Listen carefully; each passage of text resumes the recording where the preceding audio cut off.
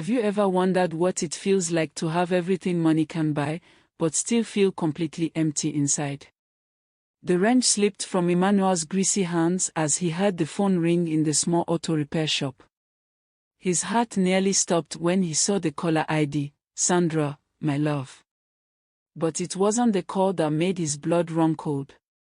It was what he overheard Sandra saying to someone else in the background. I can't keep pretending to love this dirty mechanic much longer, Mom. But his boss promised me $50,000 if I can get Emmanuel to quit his job. Once he's gone, they can sell this old shop and build their shopping mall. Emmanuel's hands trembled as he held the phone. The woman he had fallen deeply in love with over the past 6 months, the woman he was planning to propose to next week, was playing him for money. But she had no idea that the dirty mechanic she was pretending to love was actually Emmanuel Richards, heir to a billion-dollar empire. The oil-stained overalls he wore weren't his real clothes. The tiny apartment above the garage wasn't his real home.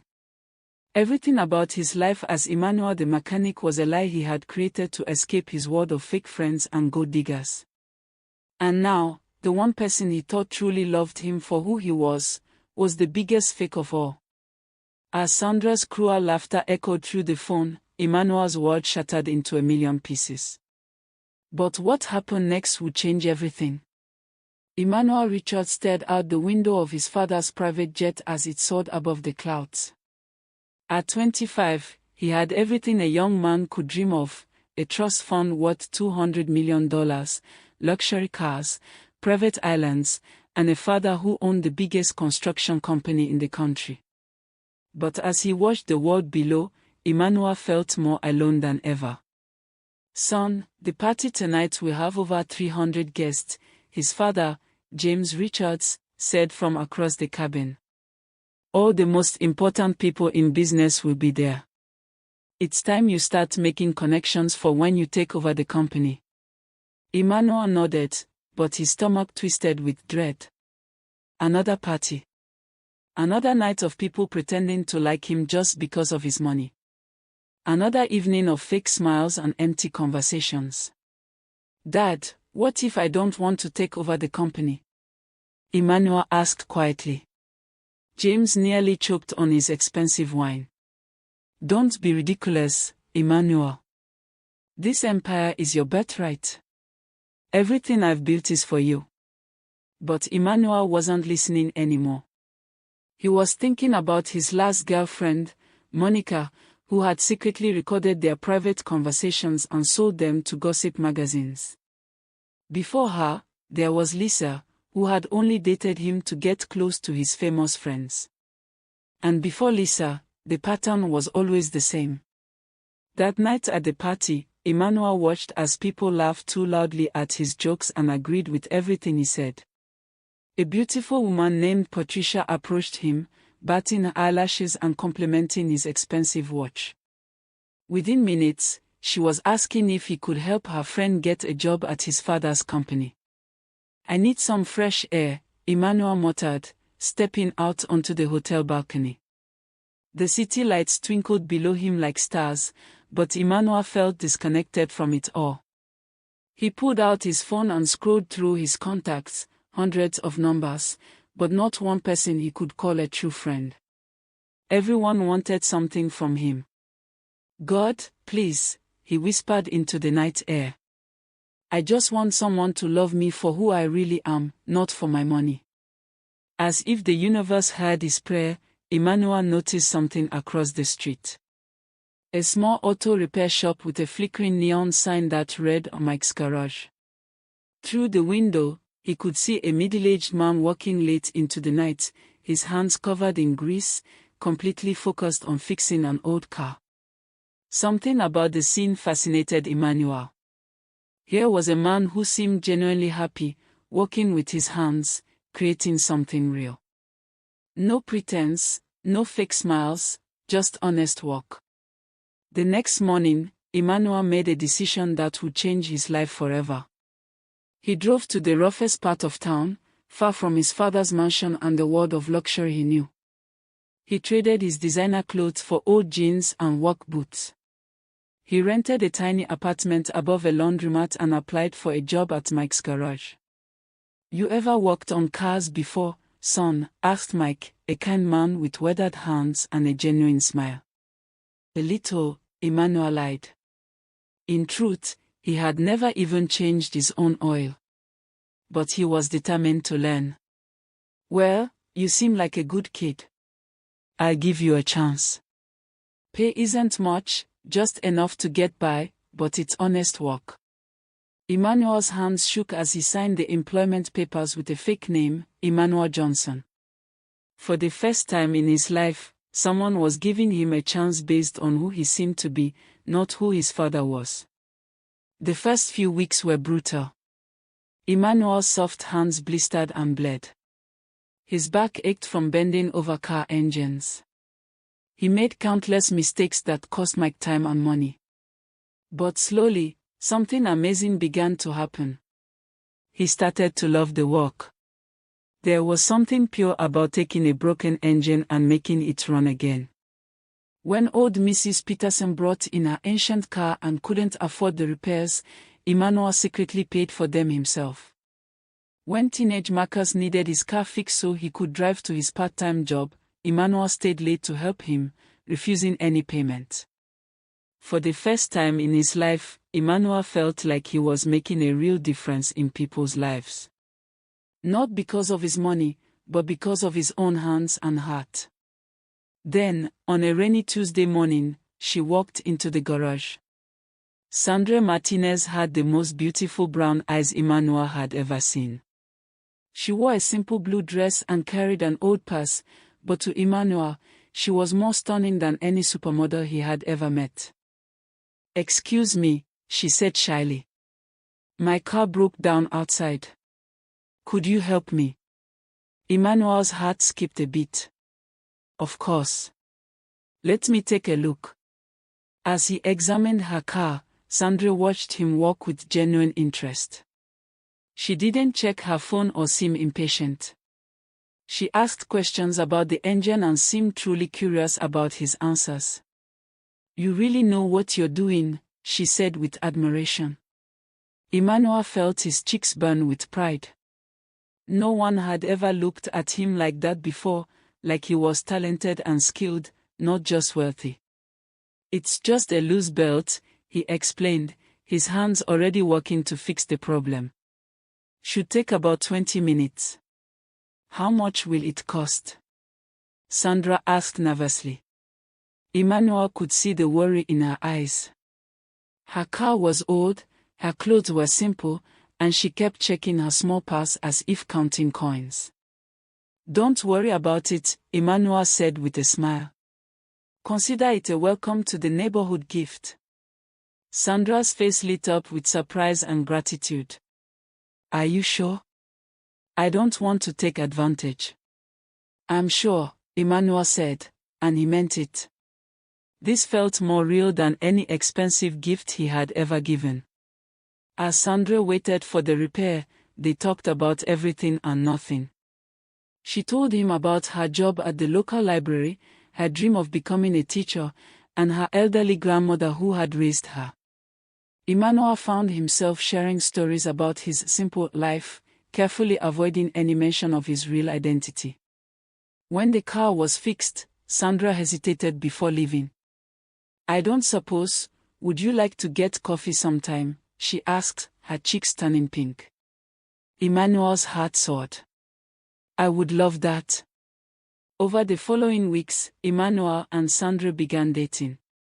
They went to small cafes instead of fancy restaurants. They walked through public parks instead of private clubs.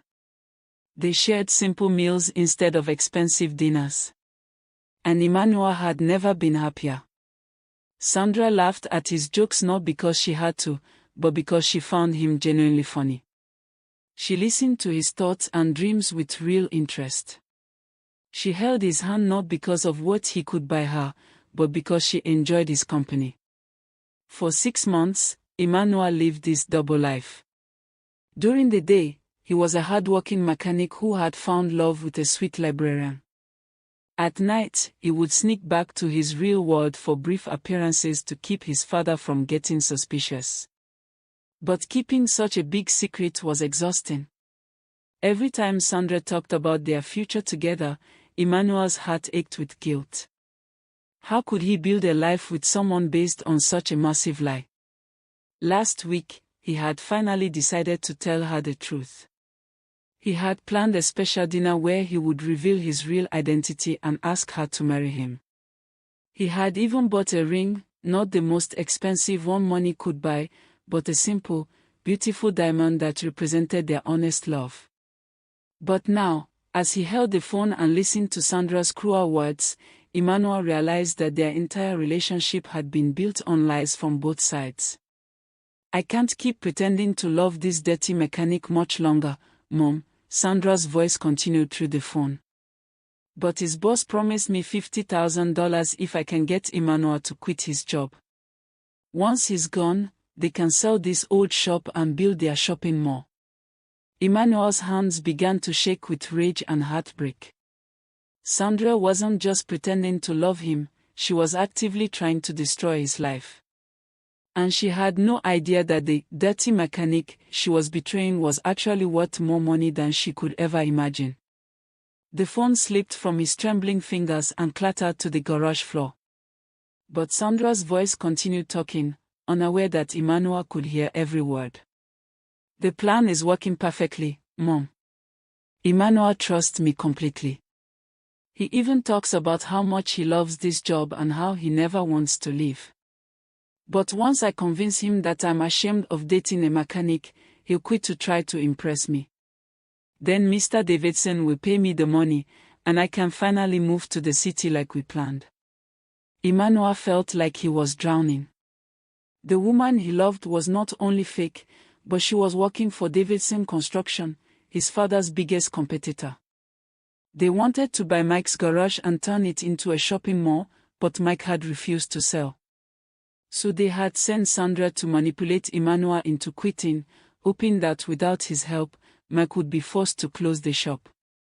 But they had picked the wrong target. They had no idea that Emmanuel Richards, heir to Richards' construction empire, was the dirty mechanic they were trying to manipulate. As Sandra's laughter echoed through the phone, Emmanuel felt something inside him snap. His heartbreak was slowly transforming into something else, a burning desire for justice. Sandra thought she was playing a simple, poor mechanic. But she was about to discover that she had chosen the wrong person to betray. Emmanuel picked up the phone with steady hands. His voice was calm when he spoke, but his eyes blazed with determination. "Hi Sandra," he said softly. "I heard everything." The line went dead silent. Then Sandra's panicked voice, "Emmanuel. How long have you been listening? I can explain dash." "No need to explain," Emmanuel interrupted. "I understand perfectly. You've been playing me for months, working for Davidson Construction to destroy Mike's shop. You've been pretending to love me to get $50,000. Emmanuel, please, it's not what you think. But here's what you don't understand, Sandra," Emmanuel continued, his voice growing stronger. "You have no idea who you're really dealing with. And by tomorrow morning, you're going to discover that this dirty mechanic has the power to destroy your entire world."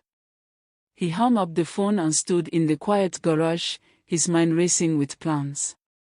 Sandra thought she had been playing a game with a simple mechanic. But the game was far from over. And Emmanuel Richards was about to show her exactly what happened when someone tried to manipulate the wrong billionaire. The next morning, Sandra rushed to the garage with tears in her eyes and flowers in her hands. She had spent the entire night rehearsing her apology, convinced she could manipulate Emmanuel one more time. After all, he was just a simple mechanic who was crazy about her. "Emmanuel, please let me explain," she pleaded as she found him walking under a car. "What you heard yesterday, it wasn't what it sounded like." Emmanuel slowly rolled out from under the car, but Sandra gasped when she saw him. Gone were the dirty overalls and greasy hands. Instead, Emmanuel wore an expensive black suit that cost more than most people's monthly salary. His hair was perfectly styled, and he carried himself with a confidence she had never seen before. "Actually, Sandra," Emmanuel said with a cold smile, "let me explain something to you." Before Sandra could respond, the garage door opened and in walked a man she recognized from newspapers and television, James Richards, the billionaire construction mogul. Behind him came several people in expensive suits, all carrying briefcases and official-looking documents. "Dad, meet Sandra Martinez," Emmanuel said calmly. "The woman who thought she could manipulate your son for $50,000. Sandra's face went white as snow. "Dad," she whispered. "Your son." "Allow me to properly introduce myself," Emmanuel said, his voice steady but his eyes burning with hurt. "I'm Emmanuel Richards, heir to Richards Construction Empire. The company that's worth over $2 billion. The company that Davidson Construction has been trying to compete with for years." Sandra's legs gave out, and she collapsed into a nearby chair. The flowers fell from her trembling hands and scattered across the garage floor. "That's impossible," she stammered. "You're just a mechanic. You live in that tiny apartment. You can barely afford." "I chose to live that way," Emmanuel interrupted. "I chose to work here because I wanted to find someone who would love me for who I am, not for my money. And I thought I had found that person in you." James Richards stepped forward, his voice like ice. "Miss Martinez, my investigators have been watching you for weeks. We know about your deal with Davidson Construction. We know about the $50,000. We know about your plan to manipulate my son into quitting so they could force Mike to sell this garage." Sandra's mind raced as she tried to process what was happening. The dirty mechanic she had been playing for months was actually one of the richest young men in the country. And now she was trapped in her own web of lies. "Emmanuel, I can explain," she said desperately. "Yes, Mr. Davidson approached me, but I fell in love with you for real. My feelings became genuine." "Stop lying," Emmanuel said firmly. "I heard everything, Sandra. You called me a dirty mechanic. You said you couldn't wait to get your money and leave for the city.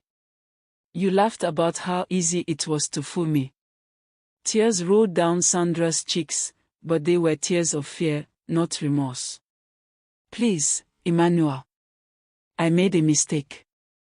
I was desperate for money. My grandmother is sick, and I need it." "Your grandmother died 3 years ago," James Richards interrupted, consulting a file from his briefcase. "Another lie. Our investigators checked everything." Sandra's world crumbled around her. Every lie she had told was being exposed, and she was facing the wrath of one of the most powerful families in the country. "Here's what's going to happen," Emmanuel continued. "Davidson Construction will face legal action for attempting to manipulate property sales through fraud. You will be charged with conspiracy and fraud. And this garage will not only stay open, but my father's company will invest in expanding it into the best auto repair shop in the city." "No, please," Sandra begged. "I'll do anything. I'll disappear. I'll never bother you again." Emmanuel looked at her with a mixture of pity and disgust. "You had my heart, Sandra. I would have given you everything, not because you asked for it, but because I loved you. But you chose to sell that love for $50,000. As security guards escorted Sandra away, she turned back one last time. "Emmanuel, I did love you. At least some of it was real." But Emmanuel had already turned away. He couldn't tell if she was lying again, and he no longer cared. Later that afternoon, as Emmanuel sat alone in the garage, Mike approached him with a worried expression.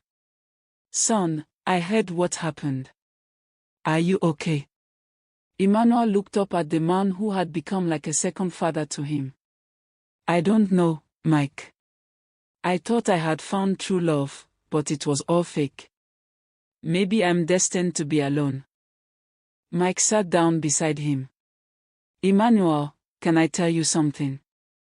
In all my years running this garage, I've never seen anyone work harder or care more about helping people than you. Rich or poor, you've got a good heart. The right person will see that. As if summoned by his words, the garage door opened and a young woman walked in. She had kind eyes and wore a simple nurse's uniform. Excuse me, she said softly. I'm Maria Santos. I work at the hospital down the street. I heard what happened here today, and I wanted to say something.